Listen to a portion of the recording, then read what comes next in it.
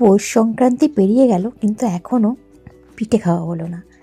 কাছে রয়েছে খেজুর গুড়, ভাবলাম চলো আজকে পিঠেটা বানিয়ে নিই। তো প্রথমে বানিয়ে নিয়েছিলাম পায়েস, তারপর বানাচ্ছি এখন চুষি পিঠে। খুব সহজেই যেহেতু এটা হয়ে যায়, তাই সহজেই এই চুষি পিঠেটা বানাতে বসিয়ে দিয়েছি।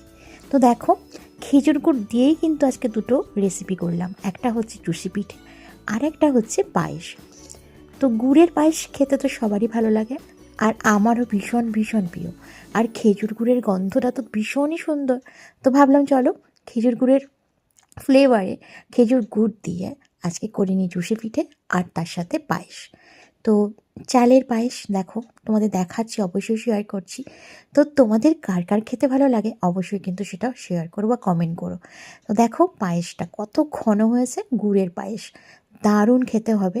আমি জানি, এখনও টেস্ট করা হয়নি, তো তোমাদেরকে তার সাথে এটা শেয়ার করে দিলাম। তো আজকের মতন টাটা।